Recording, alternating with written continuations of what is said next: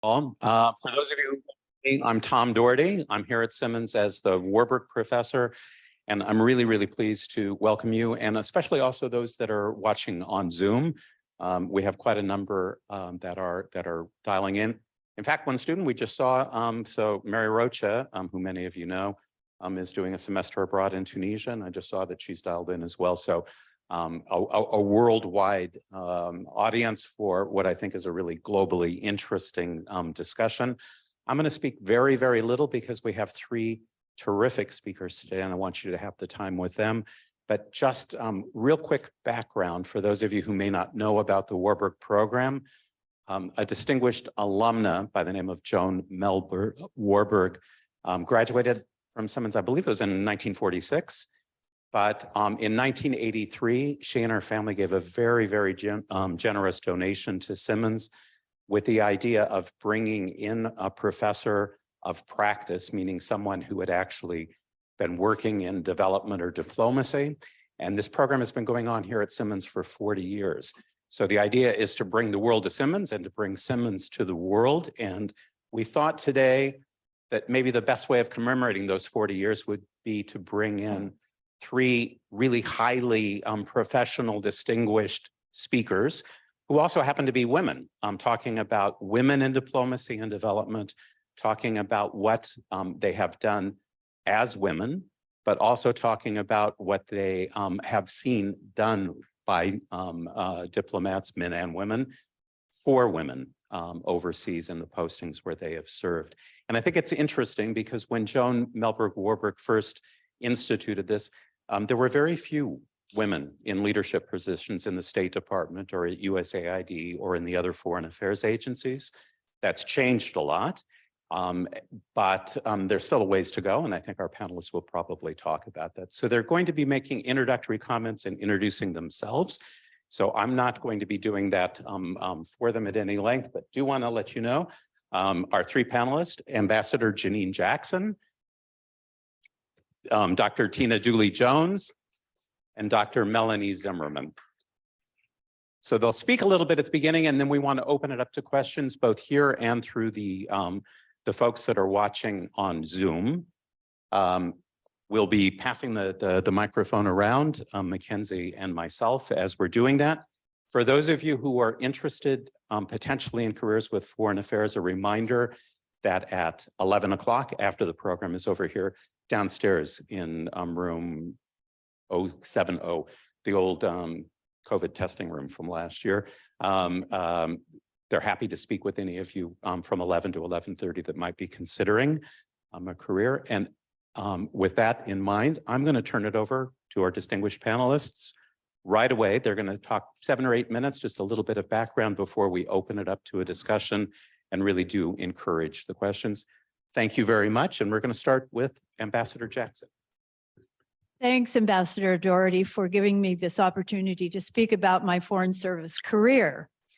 It's really a privilege to be at Simmons University and in Boston itself, where there's a rich history of very remarkable women. I'm hoping to inspire you to pursue a path to become a Foreign Service officer. My own path to become a U.S. diplomat and a U.S. ambassador took many twists and turns. Growing up in Wyoming, I thought I'd become a music teacher. A college trip to the Soviet Union and Eastern Europe opened my eyes to the big wide world out there. I did become a music teacher at an international school in Saigon, South Vietnam. At the fall of Saigon, I was pushed back to the US and worked for refugee resettlement, and that somehow led to becoming a US Army officer. I was off to Germany, where I met my West Point husband, Mark, who's here with me today, and we served together in Germany and in Korea. We traveled the world together, and was in Seoul when we learned about the Foreign Service. Mark passed the challenging examinations right away, but it actually took me a couple more years to gain access. We were both management officers in the Foreign Service. That's sort of the equivalent of chief operating officer in a corporation. We managed to be assigned together throughout our career, and we also maintained our Army Reserve status. After 2 beautiful years in Zurich, Switzerland, we drove to our next assignment across the Sahara Desert to Lagos, Nigeria. We became hooked on Africa, all the interesting work and travel opportunities. I was often at the right place at the right time at a moment in history during my career. In Washington, D.C., at the State Department, I was the post-management officer for the U.S. Embassy in Moscow. The Berlin Wall fell, the Soviet Union disintegrated. I was tasked with opening 13 new U.S. embassies in the newly independent states of the former Soviet Union. Those embassies would become the platforms for diplomats to promote democratic values, economic freedoms, human rights, and provide development assistance. There was a headline in the newspaper that read, "Opening embassies in faraway places with strange sounding names." We were next in Jeddah, Saudi Arabia, where, by the way, we met Tom Doherty for the first time. I was a consular officer issuing visas and handling difficult American citizen services cases. Then we were off to 4 years in the vibrant city of Hong Kong, 2 years before and 2 years after the handover of Hong Kong to China. Then 2 jobs in Nairobi, Kenya called out to us. The embassy and many lives had been lost to an Al-Qaeda bombing.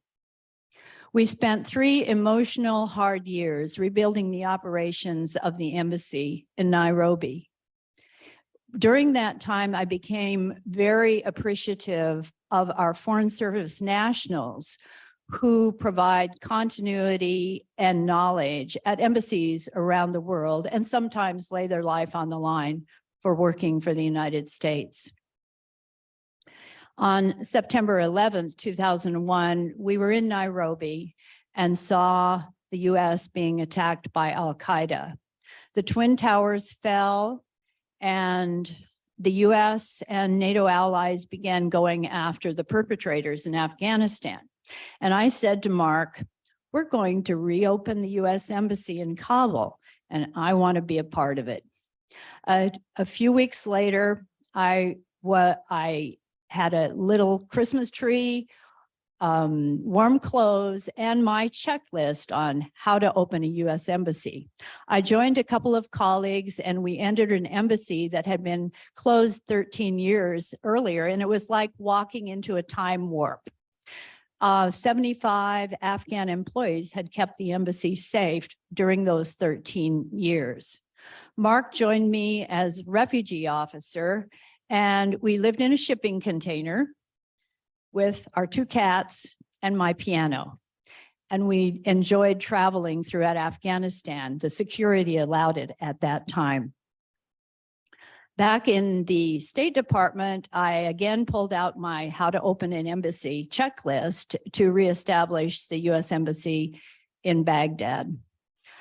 I had really never dreamed of becoming a U.S. ambassador, but I did receive a presidential appointment to be ambassador to Burkina Faso, a predominantly Muslim country in West Africa, a country of 18 million people.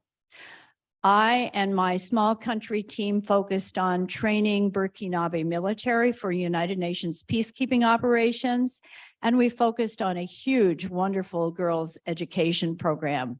I also loved to travel throughout Burkina Faso to visit the wonderful Peace Corps volunteers that were doing great work in communities. I was then asked to go to Baghdad, to the U.S. Embassy there, which had mushroomed to 15,000 people, that's including contractors, which was bigger than my hometown in Wyoming.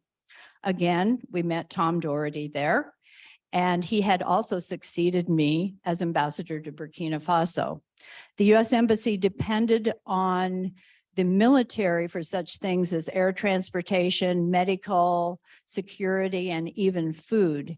And it was my task to transition the embassy to being self-supportive because the U.S. embassy, the U.S. military left in 2011.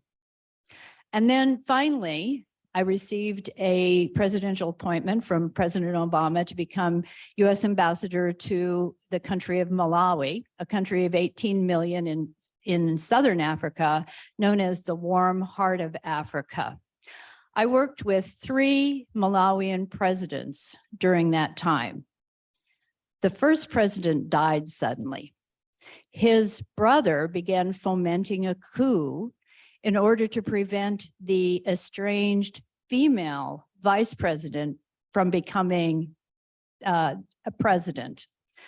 He backed down, however, after I had a hard conversation with some of his co-conspirators. So Joyce Banda became the second female president in Africa. The U.S. and many others renewed its support, development assistance to Malawi. But 2 years later, Joyce Banda lost the election, presidential election, to the guy who had perpetrated the coup against her, unfortunately. But Malawi, but the U.S. had really encouraged free and fair elections and peaceful transitions in Malawi, and Malawi has remained one of the more stable democracies in Africa. I transitioned out of the Foreign Service and began training military officers to better understand the work of a U.S. Embassy country team and to understand the authorities and responsibilities of an ambassador. But my real passion has been advancing girls' education in Africa. I've also mentored a number of students, and I hope that I have inspired you today to consider a path toward becoming a Foreign Service officer. It will probably have some twists and turns, but it will be a wonderful job. Thank you.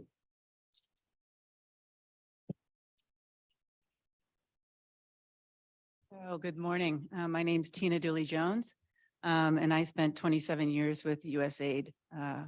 All of it, unusually, all of it overseas. Usually you're pulled back into Washington to serve at least probably 3 or 4 times during that time period. But it was my goal when I joined to spend all of my career overseas, which was fantastic.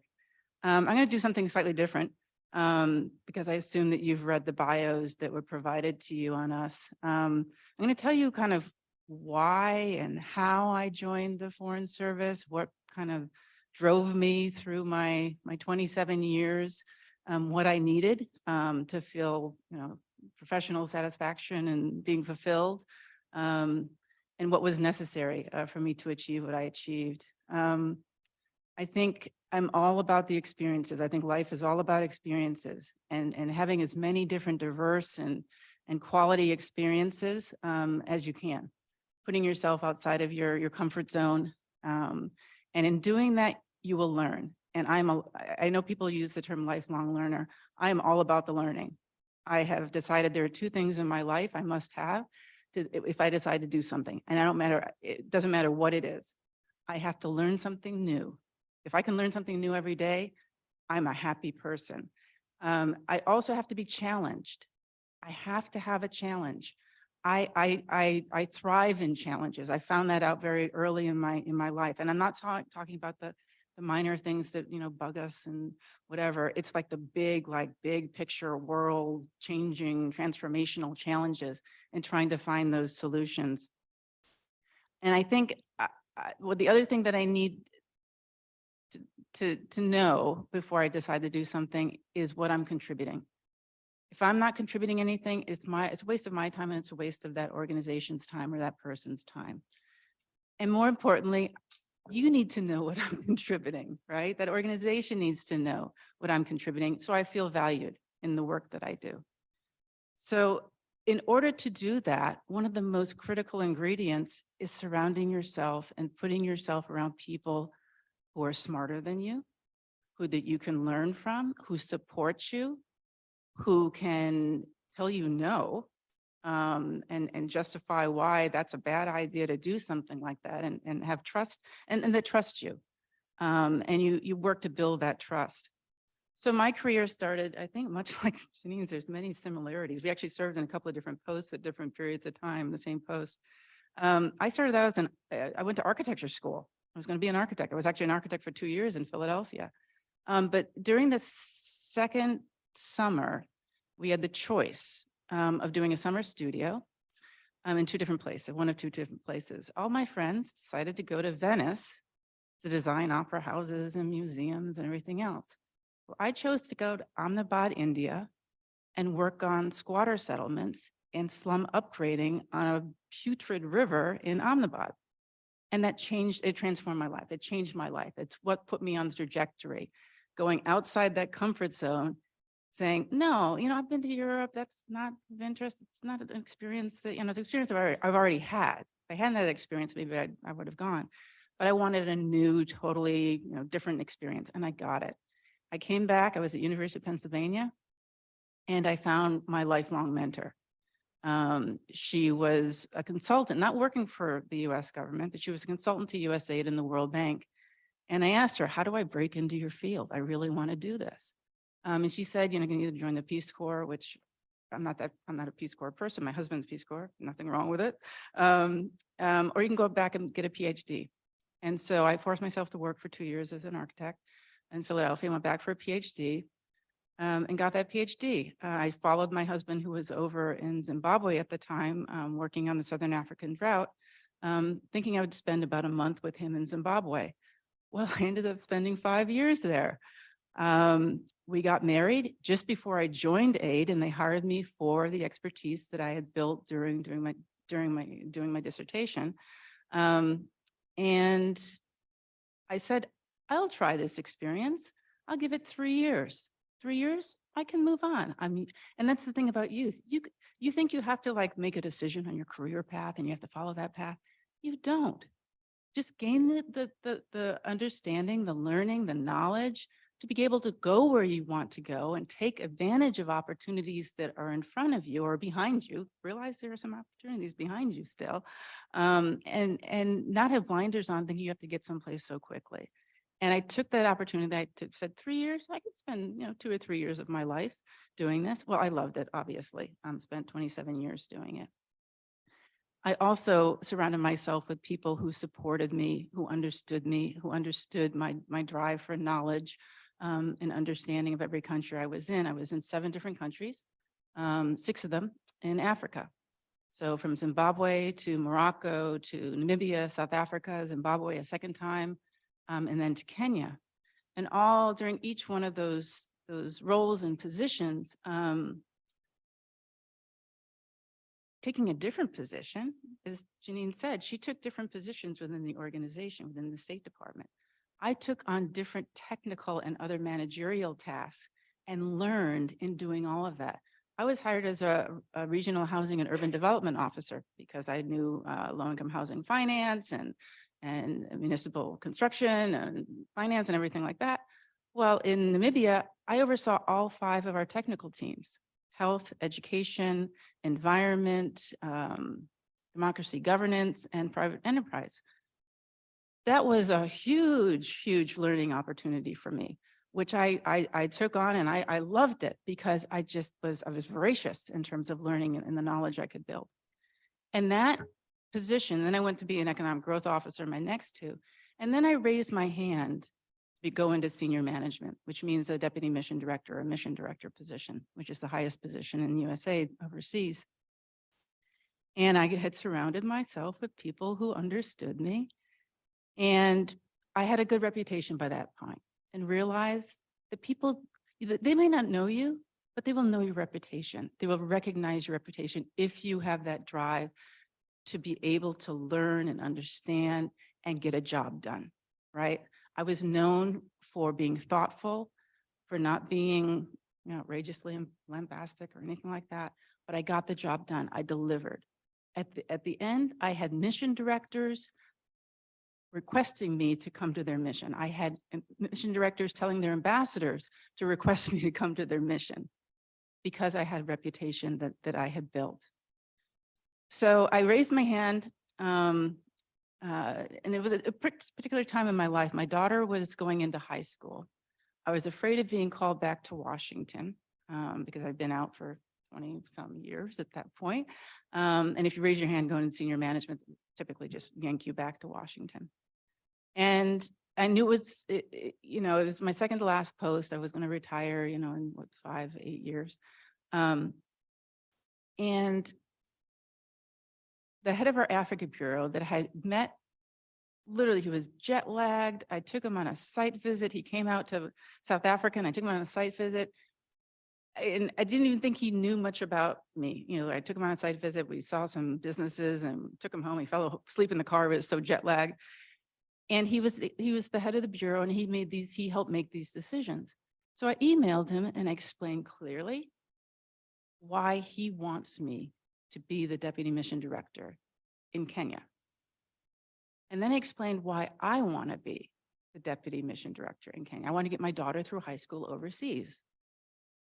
So he wrote back one sentence because he didn't know me, but he knew my reputation.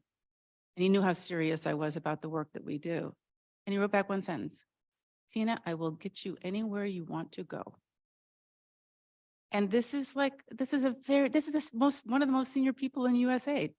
I'm like, yes, well, all that hard work, all that learning, all of that, doing I'm a voracious reader. I read everything that is given to me.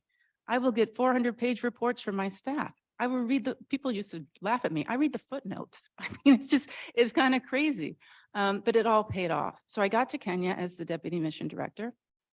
And at that point, there were 2 different missions, one that covered East Africa regional and one that covered, and Somalia, and one that covered just Kenya bilateral. And within a month of going there, and the mission director there was the mission director I had for some period of time in Zimbabwe the second time. So she knew me. Again, surround your people with people that know you and trust you and understand you. And within a week of arriving, she's like, "Oh, I'm going on home leave for 6 weeks. You'll be fine." I'm like, I've never been a deputy mission director before. It's the second largest mission, in the world after Afghanistan. And she left. I'm like, okay. I didn't know the ambassador at that point, but I got to know him very well. Within a couple of weeks, there was a huge airport fire in Nairobi, and USAID was called in to support, on behalf of the ambassador, to support the reconstruction and some of the temporary facilities that had to be put in there. And then a little bit later, Westgate, the terror attack on Westgate happened. And it was like, okay, well, this is some learning experience that I'm going to go through.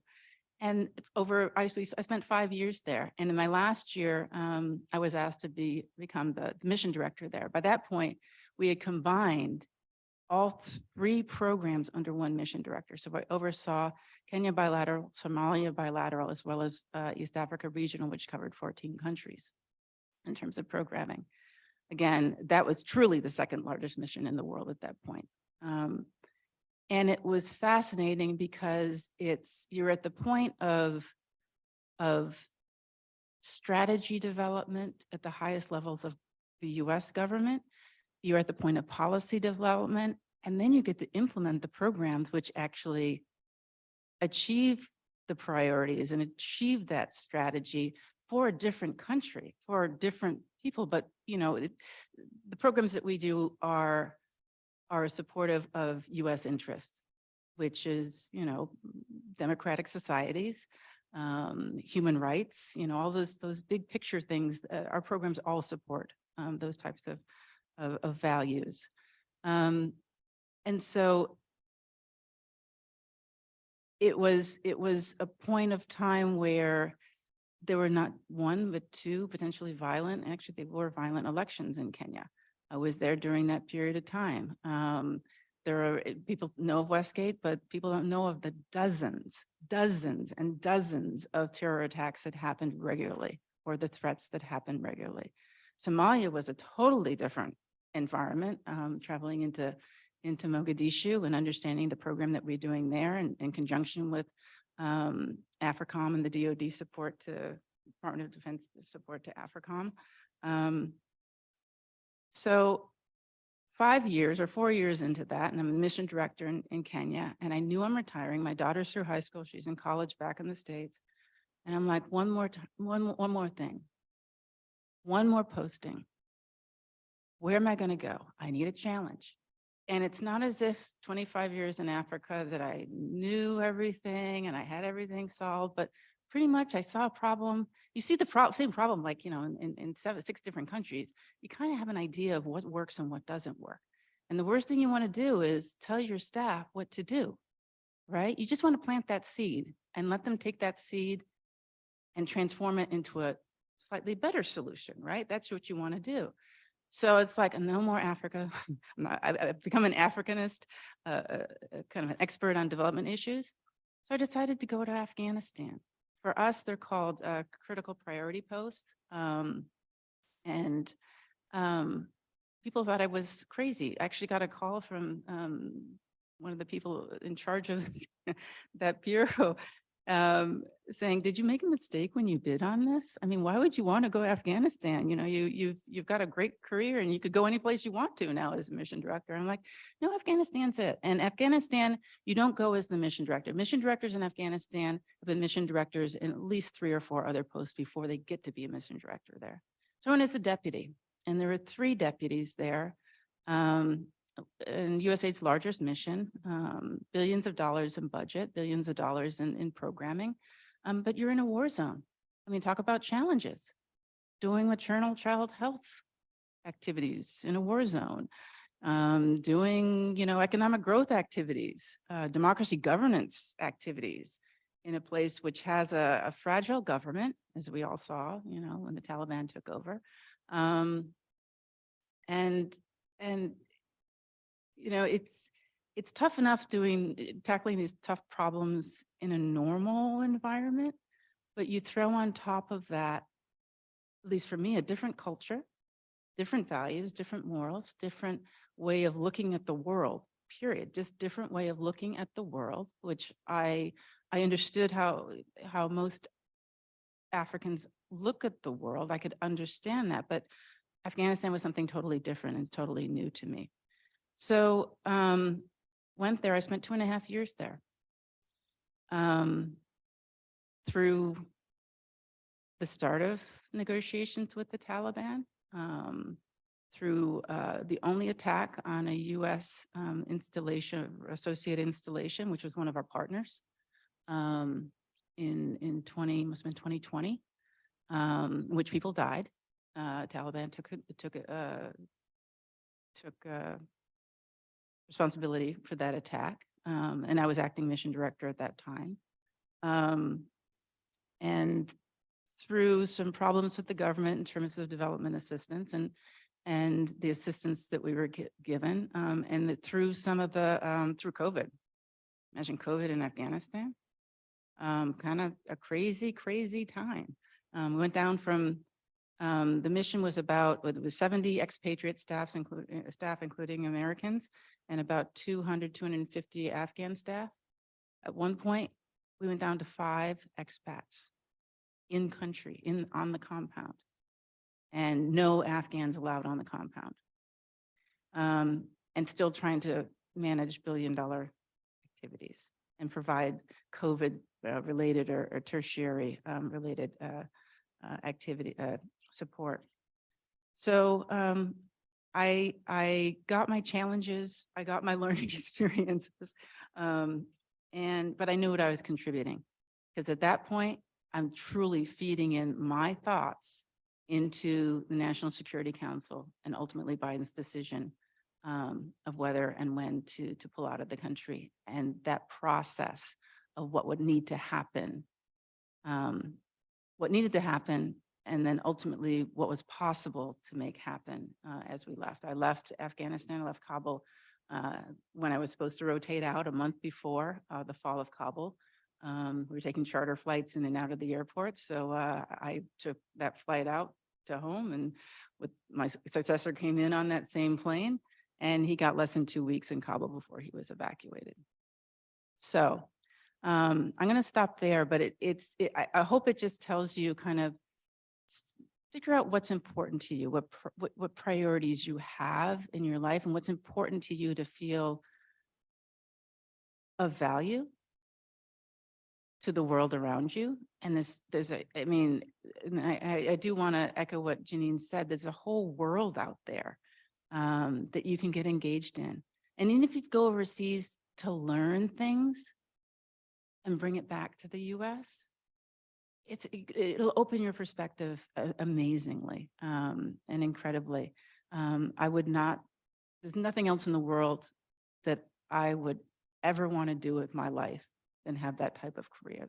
Foreign service life is incredible. It is straining in different areas, but it makes it, up in spades what you can achieve, what you can touch, the people that you can assist, and the way that the US is actually seen overseas and valued overseas.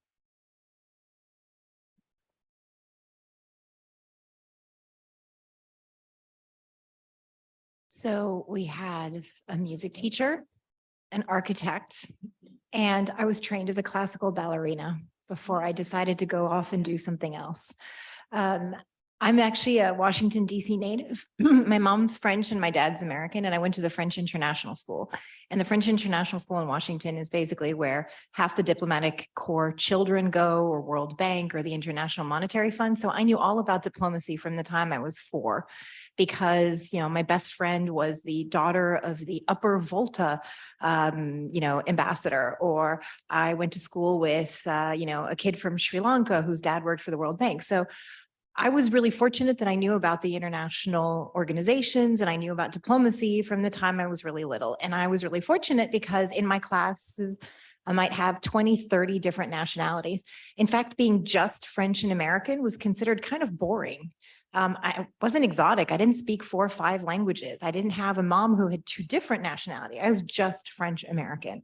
But what it did was really open up the world to me, because I knew about these distant countries. I learned about them. I learned about other languages and dialects. And so I had a great awareness already that there was this vast world out there, and there were all these careers that my friends' moms and dads, mainly dads, had. That being said, I was intent on being a ballerina. So I tried that. Turned out wasn't quite as good as I thought I was. I didn't really want to be the 32nd swan in the back. I wanted to be like the queen swan with the tiara and the really pretty tutu, and that wasn't going to happen. So I decided to go to school. And when I went to school, I really fell in love with international relations and journalism. And I struggled to figure out, do I want to be a journalist or do I want to do international relations? And in sort of a naive way, I thought, well, if I'm a journalist, I'm just talking about what other people are doing. I kind of want to do it. I want to be negotiating. I want to be on the front lines. What's out there for me? So a couple degrees later, I end up at the US Embassy in Paris as an intern. But the reason I was there as an intern is no one would hire me for a real job. Applied for jobs. They kept saying, do you have experience? No, but I have 2 master's degrees and I speak French. And they're like, yeah, no, you need to go get experience. So I ended up with a PhD, ended up as an intern. And once I was at the embassy in Paris as an intern, I fell in love with it. This was this amazing, it is Embassy Paris, which is pretty cool. It's beautiful. But I saw this whole world from the inside and decided I wanted to be a diplomat. I wanted to do that same thing. And so sort of started a path towards becoming a foreign service officer. That being said, one of the brutal entries into the Foreign Service is once I passed my Foreign Service exam, which is a difficult exam. There's a written exam, an oral exam, competency boards, et cetera, et cetera. I was kind of proud of myself, So I go back to the embassy where I'm working, and this guy called Jeremy, white, Northeastern, classic pale male in Yale, which is sort of the way that a lot of Foreign Service officers were described, tells me, you'll never know if you got in on your own merits or if you filled a female quota. So that was my introduction to, okay, so I really want to be part of this institution, but well, my parade got seriously rained on. I was proud. I thought, I did this. This is kind of cool. And this guy's like, yeah, no, you didn't really do it. You got in because you're a woman. I don't think it's true.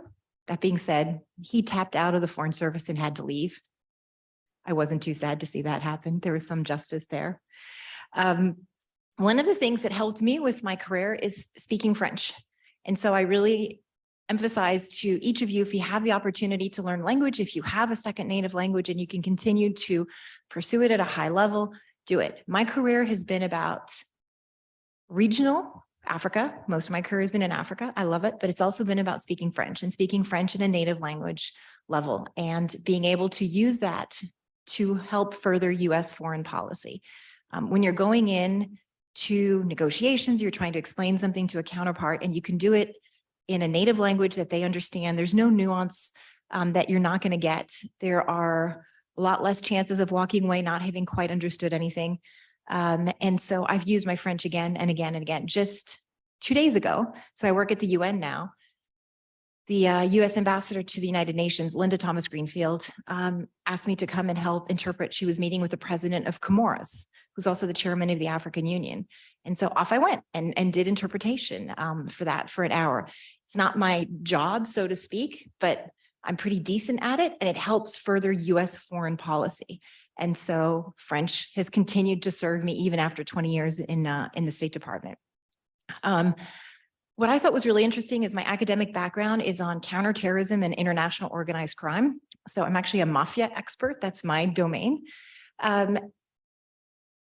Two trends I've seen where sort of my academic background and my State Department careers have had these two similar themes. One, very male-dominated environments in academia when you're talking about counterterrorism and organized crime. The time where I was doing it, we're talking 25, 30 years ago, it was very, very male-dominated. It was former police, former military. There were very few women in that academic field. I'd walk into a conference and they'd ask me who my father was or who I was an assistant to. I'm like, no, I'm the mafia person. And then they kind of look at you like, you? Well, yeah. Being in Africa, doing my career in Africa, focusing a lot on political military relations meant that I've been again and again in areas where male-dominated fields, they look at you like you're this weird unicorn coming in. They don't really know how to use you. They don't know how to categorize you. They don't even know how to address you in some cases. One of the fantastic assignments I had with the State Department was a detail with Special Operations Command Africa. So our US Special Forces that deploy in Africa to do training and equipping of counterterrorism forces. I was as a foreign policy advisor, so I'm a State Department officer embedded in a military command. Well, that's a strange one too, because when someone comes into your office, looks at you in the eyes and go, I'm looking for Dr. Zimmerman. And you look at them and you go, oh, go back to the command floor, take a left and talk to the executive director. And then they come back quite literally hat in hand going, I'm sorry, like, I didn't realize you were Dr. Zimmerman. And it's like, well, welcome to a brand new world. Women do go to school, they get degrees, you know, they get PhDs. We can be called doctor. We don't have to have a tweed jacket with reinforced elbow patches, smoking, you know, a pipe. That's not the reality anymore. But living and working in Africa, specializing in political military relations has meant that I've had to deal with a lot of times where I'm the only woman in the room. And having to break some of those stereotypes, having to deal with some very basic things like, I need to use a bathroom. And they look at you going, we don't have any for you, ma'am. And you're like, well, you're going to have to do something about that, right? And it's been a theme of trying to promote not only women in diplomacy, but women in societies that sometimes don't value the input of women, culturally don't value them, sometimes religiously or ethnically don't value women at the table in the same way. And being an American diplomat, being a relatively strong-willed woman, I can sort of force that discussion. That being said, I think what's also very important, and you touched on it, is your village. It's about who you surround yourself with, how strong that village is. I mean, you know, the African proverb, it takes a village to raise a child. You know what? It takes a village for a woman to be successful as well. And so as you look around, look to your right, look to your left, look to your friends, look to the women who will tell you the truth, who will support you, who will push you. Sometimes when you feel like you don't have the strength or you're not ready to be pushed, there's a really, I'm going to say this, worrying statistic about how when women apply for a job and there are 10 criteria, we feel like we need all 10 criteria. Generally speaking, men don't feel the same constraint and will say, oh, you know, I have some of the criteria and then I can still apply. It's a generality, but how about we push each other and say, you know what, you need to go for that. You're good at this. You're at least as good as everyone else. And so it's that surround yourself with a village of women. I have a village of women in the Foreign Service who are, I mean, they're my rock. They're the ones that will tell me if I'm screwing up. They will say, I know you don't want to hear this, Melanie, but this is what you should do. And in addition to your village, surround yourself with mentors. Ambassador Doherty's here. I met with him yesterday about my annual employee evaluation, and he rips it to shreds every time. We have a record of 8 versions sometimes that I have to resubmit to him, but he tells me the ground truth. He says, no, this is not ready for showtime. No, this is not you. This is, you need to do a little better. How about you do this? This doesn't quite. Have those people around you that have your back, that know you so well that they will advocate for you, that they will support you, that they will be a shoulder to lean on. Time and time again. That's really, really important. I'd like to finish with just a quote from my current boss. So the U.S. ambassador to the United Nations, Linda Thomas Greenfield. She's a cabinet official in addition to being the UN ambassador. She said, I stand on shoulders of women trailblazers before me and will fight for those coming after me. I feel like today I'm in a position that I can help mentor, I can help fight for other women, I can support my fellow female diplomats, in addition to my fellow male diplomats as well. But I would say to each of you, you're standing on the shoulders of others, but please don't forget to turn around, help each other out, and help the next generation out as well. Because if we want to make a difference in international relations and foreign affairs, we need to push ourselves, we need to support each other, and we need to look for our village, whether it's close women or mentors, male or female, who can help us along. So start now and cultivate that village of friends and that support network so that you are successful. On that note, I will take over as moderator. And the first question that I have for our panelist is sort of taking what I just said. As a woman diplomat, as a woman specialist in foreign affairs, can you maybe share one of the challenges you've been faced with and how you've dealt with it? You may have succeeded, you may not have succeeded, but what's something that stands out sort of as an example of what it was like to be one of the trailblazing women in your field or in your country or on your program? And if you could tell us just a little bit about it and how you took it upon yourself to embrace that or knock it down or whatever. Ambassador Jackson? Thanks, Melanie. You brought back some great memories. And I wanted to add to the female perspective. Madeleine Albright, I think, quoted Mark Twain and said, there's a special place in hell for women who don't help other women. One of my challenges, believe it or not, was working with the second female president in Africa, Joyce Banda. She surrounded herself with people who supported her, but really didn't understand how to support a president and make her successful. And it was my challenge to assist her, but she was stubborn. She had her own ways of doing things. And I actually called on the State Department mentoring system to mentor me in being able to mentor Joyce Banda. That was interesting. Another situation was with working with the military. I'm a 5'2" female in a military world in Iraq or Afghanistan. But by chance, I also was a U.S. Army colonel, retired, and that gave me a lot of cred among the military. Military really respects ambassadors. They actually call us ambassadors, where at the State Department, they don't call us ambassadors if we're retired. And I used my professionalism and hard work and authority. And actually, I got along fine with the military challenges working with the military in Kabul and in Baghdad. So frankly, my experience was actually positive throughout my whole career. Dr. Dooley-Jones? I'm trying to think of one instance. I think my experience has been more along your lines, where you're the only woman in a room of senior leadership at an embassy, trying to make a tough, literally life or death decision. And why are you allowed in the room? And why should we listen to you?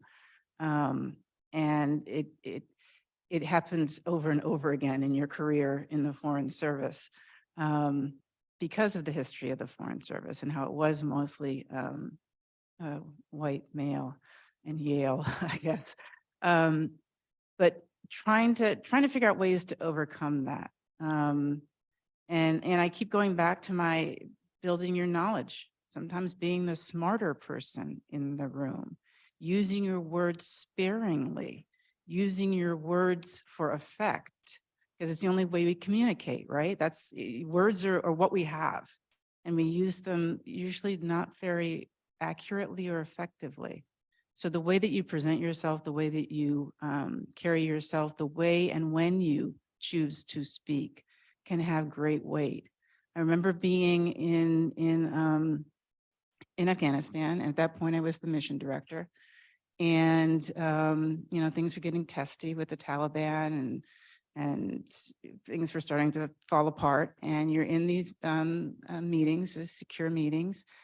And at that point, the U.S. mission director, USAID mission director was the number 4 basically person in the embassy.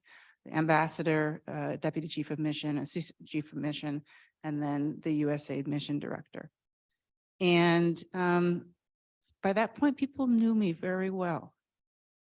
And I remember that there's a station chief, CIA has a station chief in basically every embassy. And he wasn't there, but his deputy was, and it was a woman who actually became, senior people have readers and stuff that the agency provides to us when need to know basis information. And she wasn't my reader, but she knew exactly when I would come in and do their offices to get some information. And she was in the meeting. And I remember it's a big embassy, so you're like, passing dozens of people. And she actually tracked me down one day, different part of the embassy, and she said, "Oh my God, you command that room." And I'm like, "What are you talking about?" She goes, "No, when you speak, literally people put their pens down, they stop and they listen, or they pick their pens up."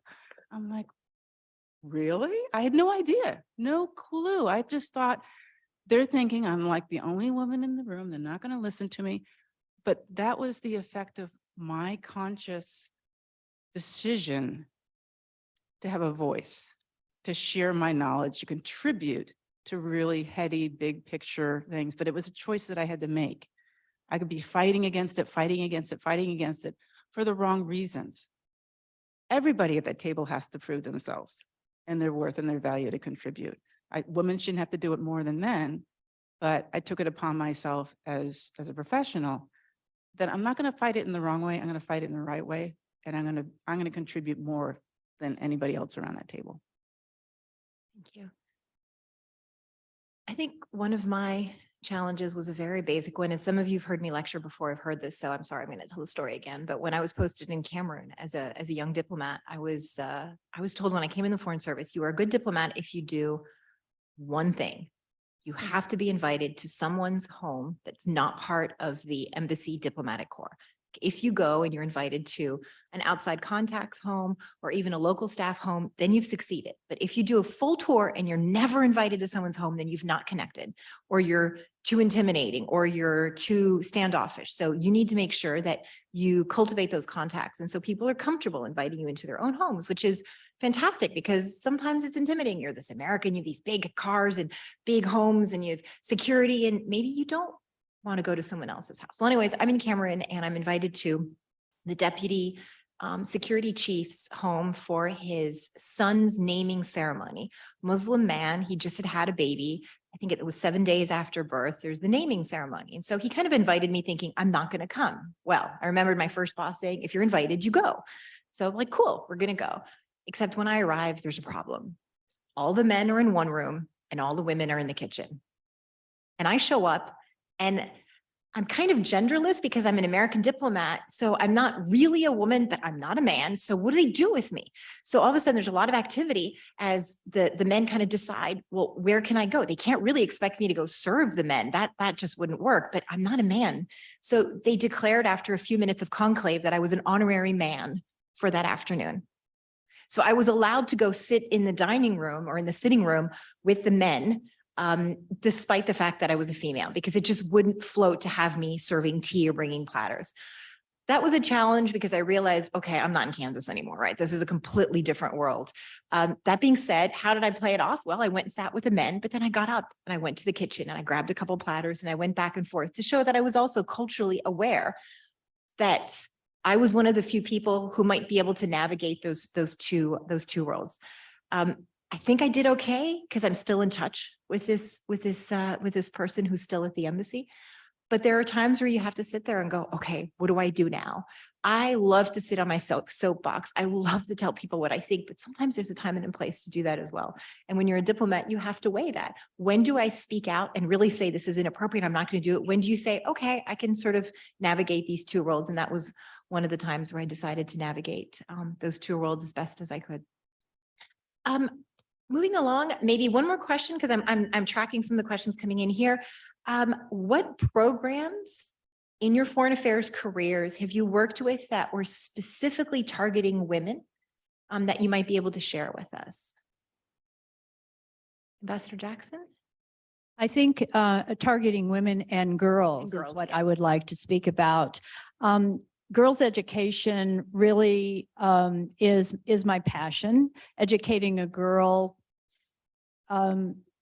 transforms families and communities and countries.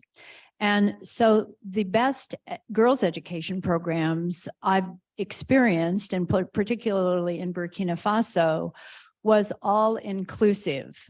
You don't just build a school. You got to build a school that has the right environment, adopts to the right environment. You have to deal with ensuring there are teachers who know how to handle girls. There are books, of course. There is the issue of having girls' latrines and ability to have them separated from the boys. And there is even the possibility of having preschools so that the girls can bring their younger siblings to school, because otherwise they'd have to stay home and take care of them. And the other thing is important is ensuring that the parents and the traditional leaders and the community in general support a girl going to school. You have to convince them of that because many cultures still are not convinced, even today. And so that's an important part of a girl's education program. But doing all of that or giving a scholarship for a girl to end up in school is a great thing, but you need to go one step further, and that's giving them life skills. I'm associated with an organization that has a life skills program that reaches 5 million girls in Malawi, both with in-person after-school training and through radio broadcasts. And that life skills program gives girls agency. By that, I mean giving them the ability to make a decision and act on it without fear or retribution. So these girls, over a period of 3.5 years, study, get training on leadership, sexual and reproductive health, technology, entrepreneurship.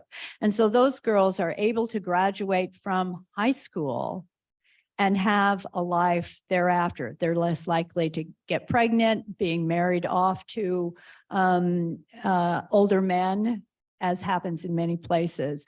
So an all-inclusive girls' education program, to me, is one of the best things we can do for developing countries overseas. So I'm going to speak about PEPFAR, the President's Emergency Plan for AIDS Relief. It started in 2003, so it's the 40th anniversary. You're probably seeing it in the news a lot. One of President Bush's most incredible contributions to the world. After 20 years, 25 million lives saved, millions of infections averted,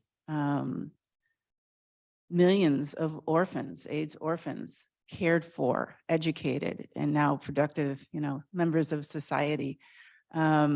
I was there at the beginning. I was in Namibia at that time and was at some of the first meetings to determine strategy and approach. In sub-Saharan Africa, 67% of new infections are within the adolescent girl and young women age range. 67% of new infections. That's 14 times their male counterparts of the same age. 14 times more likely to become infected or to be infected.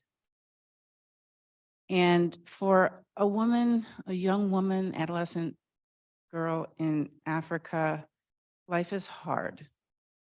Life is hard because you're a second-class citizen. Life is hard because you don't necessarily always own your body. Decisions you make are not yours. There's some huge percentage, and I think it's close to 80%, if not over, of adolescent girls and young women whose first sexual encounter was forced. That tells you how important health concerns are for that age range. And it affects reproductive health, it affects mental health, it affects everything else. And then you put on top of that HIV. And the real possibility of contracting it not by your choice.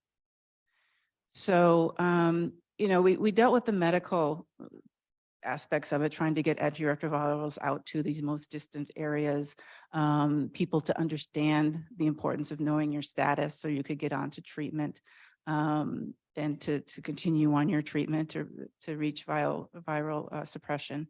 But I think for the girls, there was an extra need because we hit a plateau in terms of how we reached girls.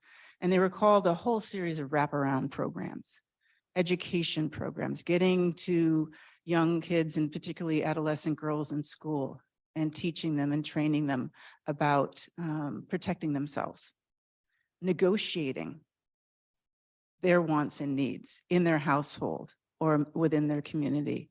There was a program that ultimately became, all these wraparound programs came together into a program called DREAMS. Determined, resilient, empowered, AIDS-free, mentored, and safe. And it's still continuing today in all of the PEPFAR supported countries.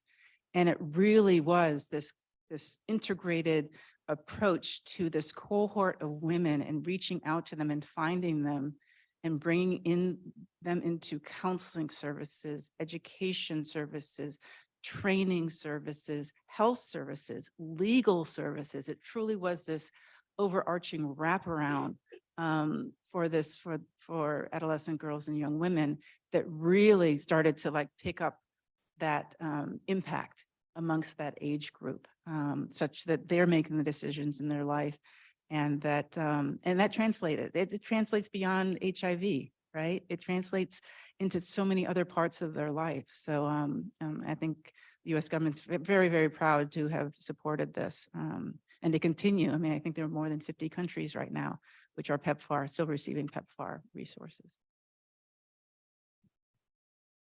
So one of the offshoots of the PEPFAR was providing condoms to different populations. And when I was in Togo, we had a lot of conversations and we worked with USAID about education, reproductive health, sexual education. Well, Togo had joined the UN peacekeeping operation program after years of dictatorship. And so part of what we were doing was bringing in trainers to train the trainers within the Togolese military about what human rights were, because they're deploying abroad. I think the ones that I was working with were deploying to Cote d'Ivoire. So what are you supposed to do when you're there? What is expected of you? What are you not supposed to do when you're there? Well, I went to one of the training programs and they were showing off all of their new kit, you know, all the new uniforms and everything they had. And they're explaining that they've got their utility belt, and on the utility belt was this little like notch thing on the side. And I said, well, you know, what's that for? And they said, for condoms. And I thought, oh, wow, we need to talk about this, because the rules of engagement are you're not supposed to fraternize with the local population when you're deployed as a peacekeeper. You're not supposed to have sex with the locals. So when I start talking to the leadership about it in the midst of human rights training, because already we had to say, human rights includes women's rights. Okay. That was already one step. And when you deploy, again, you're not supposed to fraternize.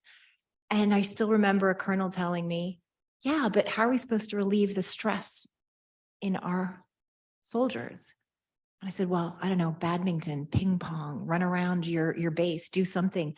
Well, yeah, but these women, they come up to us and they want money and they're poor. And no, you can't do it. First thing, take off that little, on one hand, you want to say, if you're going to engage, please be safe about it. That's kind of your fail safe, but you should not be. And so one of the things that we did was to have these very down to earth, rudimentary conversations about what are human rights. And by the way, now you're part of the blue hatted UN peacekeeping. There are things you're not allowed to do. And you need to tell your troops that no matter how stressed they are, the answer is not to go see the village girls, right?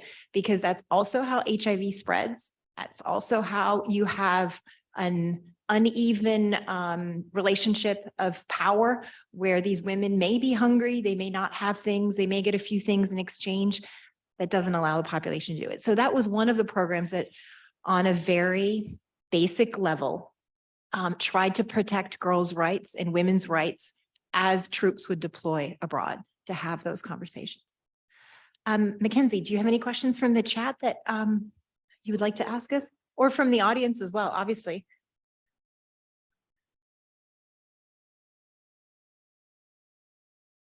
I'm looking at the time. We have about another 15, 18 minutes or so. Hello, panelists. Nice to meet you. And also, it's a pleasure to be speaking with you today, and it's an absolute honor and privilege. I just wanted to say that it's been great to hear about your experiences and growth as individuals throughout your career. And so my question would be for you all that, concerning the challenges you've interfaced with both personally and publicly in a career prone to burnout, how have you surpassed the additional glass ceilings and frustrations placed upon you as state ambassadors? Ambassador Jackson would like to take the first. Could you repeat the very end of that? I'm sorry. Sorry about that. How have you surpassed the additional glass ceilings and frustrations placed upon you as state ambassadors and as women? Well, I think that my positions in every one of my assignments had a certain degree of authority. And Melanie mentioned something that I also encountered. In some countries, not all, you become almost genderless. And so men often, especially since you have the money and the programs, will treat you not like a woman in their country and not necessarily like a man, but as a person with authority and responsibility and a professional person. So that's actually how I best navigated the system in nearly every country. Breaking through the glass ceiling, I was too busy working to think about the glass ceiling. I was a busy person. I had drive like Tina did, and I just worked hard. And I think by working hard, I broke through that glass ceiling without realizing I was breaking through a glass ceiling. Thank you. Yeah, I think I would answer the same way, is that, and it gets in our field, you're working really hard. And if you're the true professional that you are, and you show your value over, and it doesn't matter, more than a man, but also more than other women, or it doesn't matter, that's your goal in life, right? And if you work really hard, you'll achieve it and get to be in that way. I told you I thrive in challenges. I truly thrive. People used to in Afghanistan used to say, "You've been here for 2.5 years of like constant, literally bombs landing in the compound and people dying and birth of people's child and all that kind of stuff." and you're leaving here with more energy than you arrived. How is that possible? Because you have to find the way, what gives you that drive, right? And then the glass ceiling falls away. I would agree with Jeanine. I didn't feel it within USAID. I didn't feel a ceiling in USAID. So maybe that's something to say about foreign affairs agencies and the way that they look at their people. I would say that although I've not been an ambassador, so, I'm still striving. Maybe I haven't hit the glass ceiling quite yet, but I would say there was a time in my mid 40s, maybe, where I became really comfortable with who I was and I started to embrace my femininity. When I came into the State Department, I felt like I was being told either directly or indirectly, like, kind of squash your femininity. Don't put your kids' pictures in your office because it makes you look like you're more of a mom than you are a diplomat. Okay, I call BS on that right now. I had the good fortune to work again with our U.S. Ambassador to the United Nations, Linda Thomas Greenfield, who sort of said, no, you are a better diplomat because you are a wife, because you're a mother, because you're a daughter, because you're a sister, because you're a best friend. Why deny yourself that? And so I really came into my femininity. I started wearing pink again because pink is not a weak color. Pink is because I'm a woman. I'm proud of being a woman. I've accomplished things as a woman, and there are things I can do better because I'm a woman. There were times when I was with the military. I could go into a village in Niger and the guys couldn't talk to half the population because it's a very conservative Muslim society. I could. So I could go and do things that the guys couldn't do. I could relate to people in a way that maybe others couldn't. I can connect to people. When I would walk into a room full of generals, they all wear, their ranks on them. It's a testosterone competition. Like, do you have your airborne wings? Are you this? Are you that? I mean, they're sizing each other up as soon as you're walking in the room. I come in and they're looking at me like, who are you? But then it's like, go ahead and underestimate me. That'll be fun. And I would play that role. I would talk to people. They didn't see me as a threat. And all of a sudden they realize, oh, she's got a brain. Oh, she can do something. Oh, wait, I'm not threatened by her. I can talk to her. And then I could come in and be the strong diplomat that I wanted to. So for me, it was really about continuing to embrace my femininity, to use my voice, to roar when I have to, and to speak softly when I can, but never to forget that I bring to the table a special set of skills as a woman. And I've come to embrace that more and more so. Do we have time for one last question?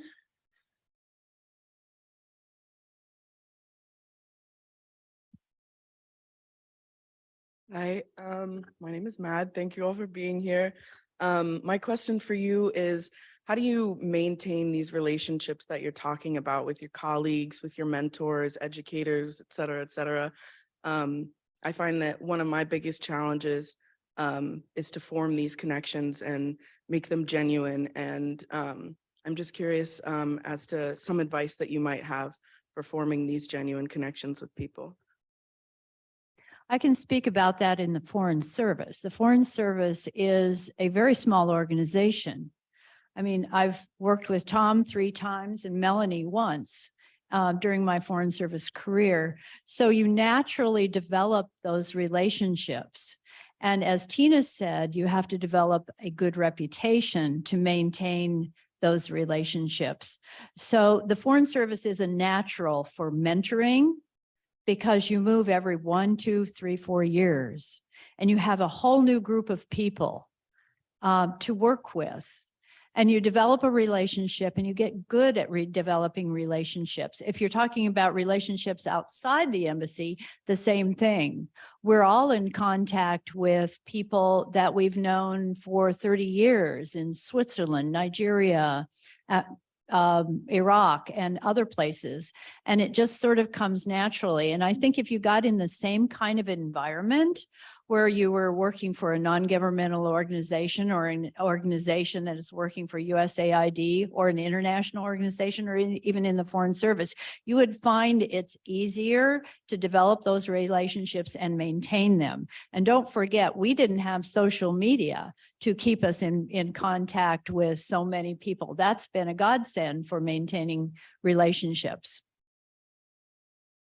Yeah, USAID always has all these like formal mentoring agreements, and I was assigned a mentor when I first joined aid, and I was crushed because a woman never reached out to me once. She put it on her little resume that she was in a mentorship program, but never, she was a senior person in USAID. So I'm not a big believer in formal mentoring.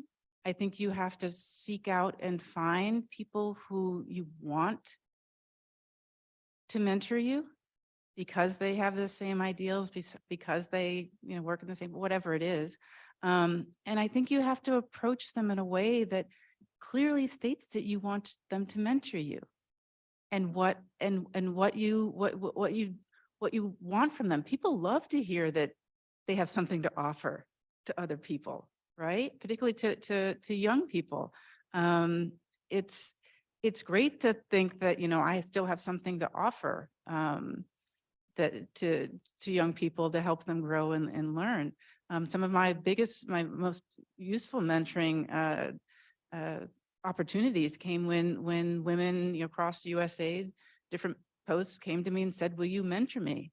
And while I let them drive the agenda and the frequency and the whatever, I'm still mentoring people, with a couple of women from Afghanistan, a couple of women from Kenya. And they reach out when they need that mentoring. And I say, please just, let me know where you are and express an interest. So I think you should just be very clear. Number one, find people. Don't just settle for just, a professor who's in the same field. Find somebody who truly will take an interest longer term in your career and in your life. Relationships, it's like watering a garden. It takes time, it takes patience, you can't ignore it. And while we have all of the social media, we have communication at our fingertips, you've got to make an effort. You have to take time to cultivate those relationships and those friendships. I still write Christmas cards. And it always comes with a letter that says, this is what I've been doing. These are what my kids are doing, but it's a way to keep in touch. And so that when you do see each other after you haven't seen each other, maybe in 5-10 years, because the world has just not come together for you, you feel like you still know that person. I have friends that I've had since I was 4 or 5 years old. Turns out one of my best friends, Aisha, and I think we have Mary on Zoom, and Mary's in Tunisia, and she's supposed to be in touch with my friend Aisha. She was a diplomat, Tunisian kid diplomat. We lost touch. 26 years later, we find out through a mutual friend, a diplomat that I knew who was posted in Tunisia, who happened to mention that she knew someone that had gone to the French school. And Aisha goes, who? And she says, Melanie. And she starts screaming because it was Melanie, her best friend from when we were, 7 or 8 years old. And I've gone to visit her several times. And I've sent anyone who goes to Tunisia, please let me know. I will send you with a care package for Aisha, It's an example, but the world is small and we weren't even diplomats. We were just 2 kids playing at the French school and we're still in touch. Aisha is the panel physician at the US Embassy in Tunis. And I have kept these friendships, but it takes time.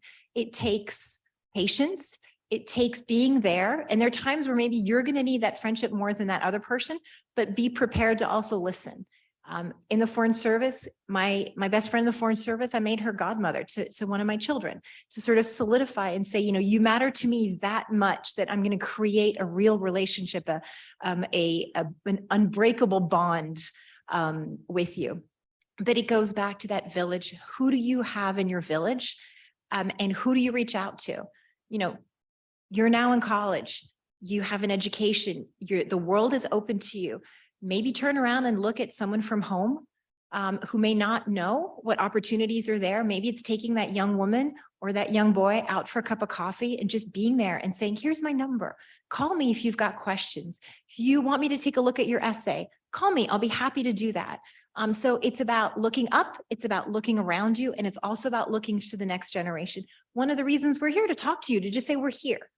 And those of you that have heard me teach before, call me, email me, happy to talk to you, happy to just sit there and chit chat. It's about taking care of those relationships on all levels, but it takes time, it takes dedication, it takes patience, and it takes commitment because a relationship is not one way. Do we have one more? One quick question. I'm going to let Mackenzie decide who it is. I just want to say thank you all for being here today. It's been amazing listening to you guys. My name's Helena. My question is that due to societal views, misogynistic scrutiny, and double standards, women tend to be statistically more likely to give up when faced with difficulties. Meanwhile, men seem to see it as a challenge for themselves. How have all of you dealt with times you were faced with major difficulties in your career? Well, I'll refer back to what Melanie said. It's knowledge, it's experience, and it's putting truth to power.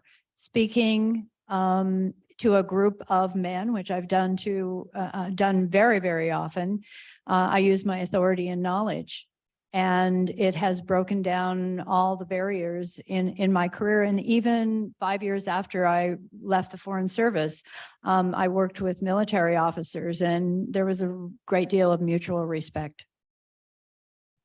I think I would just counter what you started off by saying, which is women tend to back down and men just kind of dig in. The women that I work for, not at USAID, the millions and millions of women that I support overseas in our programs, they are the strongest beings on this earth. They know they can't back down from a challenge.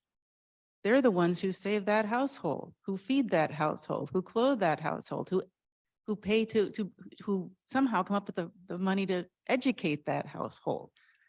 They are strong, and I take my strength from that. I take my strength from people who, Afghan staff or Kenyan staff or Zimbabwean staff who go home and deal with that every day and then come in and try to solve the problems of the country and do. So I would say, I don't know if you heard me say it how many times, I thrive in a challenge. So I don't back down. Anyway, I seek out those challenges because it's my job to do that and try to solve them. But I think women are much stronger than even we give them credit for. I agree. I think the women that I've encountered around the world, but the women, my fellow diplomats, my mentors, the women I've worked for, wow. I mean, they will blow you away. The best compliment I ever got was from my 16-year-old son, who looked at me one day. I had been called a war criminal by a Syrian government official. He didn't like that we were talking about sanctions. My son turned to me and he goes, "Mom, you're a badass."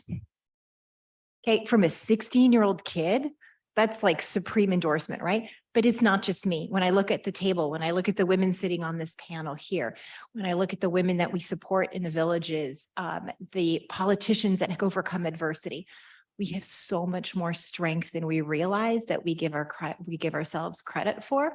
That's not to say that the men don't contribute and have a lot of extremely good, set of priorities they bring and everything. But I would say, do not underestimate your strength. Do not underestimate the strength of the women and girls that are around you, because faced with adversity, they don't give up.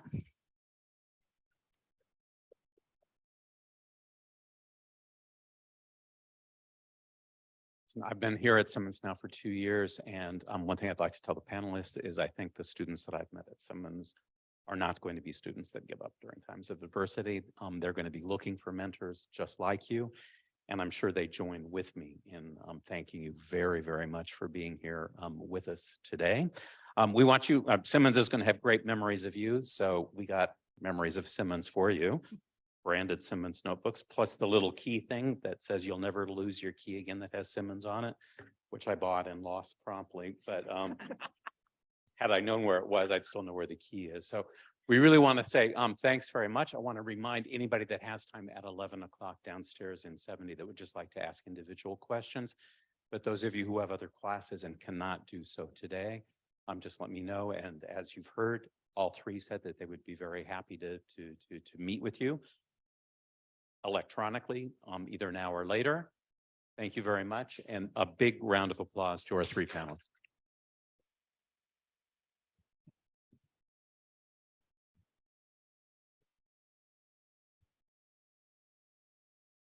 So surprised, Tom.